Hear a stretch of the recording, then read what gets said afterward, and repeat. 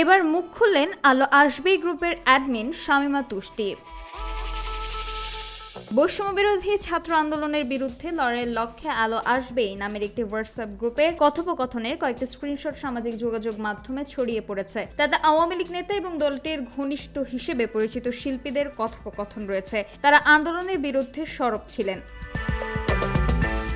আওয়ামীপন্থী শিল্পীদের এই হোয়াটসঅ্যাপ গ্রুপটি নিয়ে চলছে তুমুল সমালোচনা। গ্রুপটির 4 অ্যাডমিনের একজন হলেন অভিনেত্রী শামীমা তুষ্টি। তার বাবা একজন বীর মুক্তিযোদ্ধা। অভিনয়ের পাশাপাশি রাজনীতির সঙ্গেও যুক্ত আছেন তিনি। শামীমা তুষ্টি আওয়ামী লীগের সক্রিয় একজন কর্মী। গ্রুপটি নিয়ে তীব্র সমালোচনা চলল। এতদিন চুপ ছিলেন শামীমা তুষ্টি, তবে নীরবতা ভেঙে এবার মুখ খুললেন তিনি। শনিবার নিজের ভেরিফাইড ফেসবুক আইডিতে দীর্ঘ এক স্ট্যাটাসে নিজের অবস্থান তুলে ধরেছেন এ অভিনেত্রী।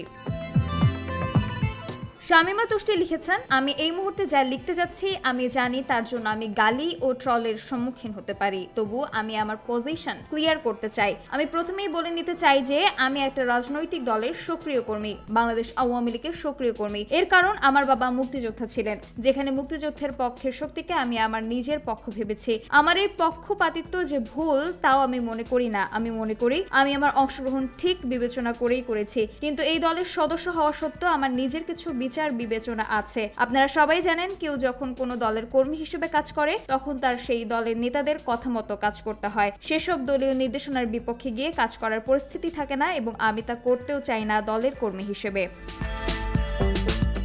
তিনি লেখেন, তাই বলে এই হত্যাকাণ্ড শিক্ষার্থীদের বিরুদ্ধে নৃশংসতায় আমি সমর্থক নই, 1 মিনিটের জন্যও ছিলাম না। বাংলাদেশ আওয়ামী লীগের বহু কর্মী তা ছিলেন না। আমাদের অনেকেরই পজিশন নেয়ার দরকার ছিল। আমি জানি আপনাদের অনেকে এই কথাতেও ক্ষুব্ধ হবেন, কিন্তু আশা করি এটা মানবেন যে আমরা বাংলাদেশে কি ঘটেছে তাও জানতে দেরি করেছি। দলীয় রাজনীতির মধ্যেও খবর ফিল্টার হয়। যার সন্তান গেছে তার অবস্থা ভেবেছি। প্রতি মুহূর্তে আমি আমাদের কেউ একটা পজিশন নিতে গিয়েছি, যেসব পজিশন কারো না কারো কারণে অন্য আরেকটা পজিশন হয়ে গেছে। আমরা বিটিভিতে গেছি, শিল্পীরা সহিংসতা এবং ছাত্রদের হত্যার বিরুদ্ধে প্রতিবাদ করেছেনও, তবে সেটা সংবাদে তেমন করে আসেনি। কিন্তু যা এসেছে তাতে আরো ভুল বোঝার জায়গা তৈরি হয়েছে। তবে যা দেখা গেছে সেটাও ঠিক না তা আমি বলবো না। আমরা হাসপাতালেও আহতদের দেখতে গেছি, আর তখন আমি সবকিছু বুঝে উঠতে পেরেছি তেমন না।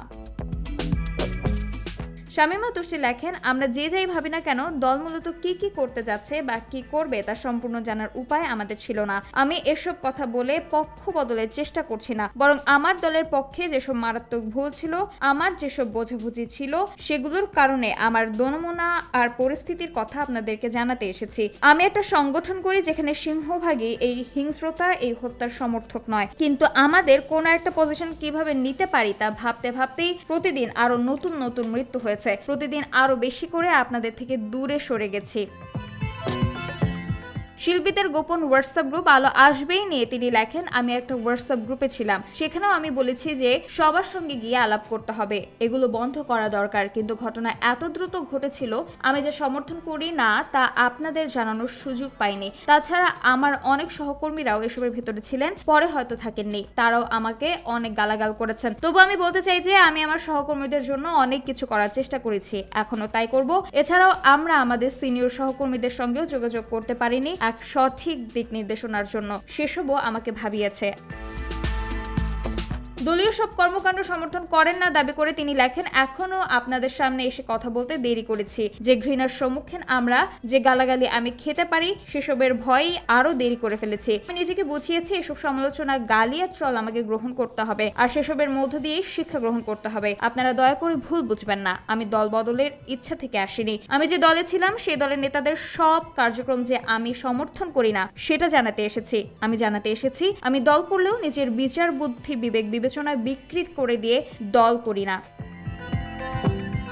শামীমা তুষ্টি লেখেন, আমি অনেক দেরিতে আপনাদের সামনে এসেছি, কিন্তু আমার অনুভূতি নতুন নয়, শুরু থেকেই হচ্ছিল। আমি সত্যি ট্রল গালির ভয়েই আগে লিখিনি। অনেক ট্রল আর গালি নেয়ার মতো মানসিক অবস্থায় ছিলাম না। এখন কিছুটা নিজেকে সংযত করতে পেরেছি। সহ্য করার মতো ধৈর্য আশা করি আমার হবে, আপনাদেরও সব কথা নেয়ার। স্ট্যাটাসের শেষাংশে এই অভিনেত্রী লেখেন, সেরকম জায়গা থেকেই আমার অবস্থান আমি আপনাদের কাছে পরিষ্কার করলাম। আমি সবার মঙ্গল কামনা করছি। শহীদদের আত্মত্যাগ যেন বাংলাদেশের বিফলে না যায় সেই প্রত্যাশা করছি। সামিহা তাবাসসুম, খবর সংযোগ।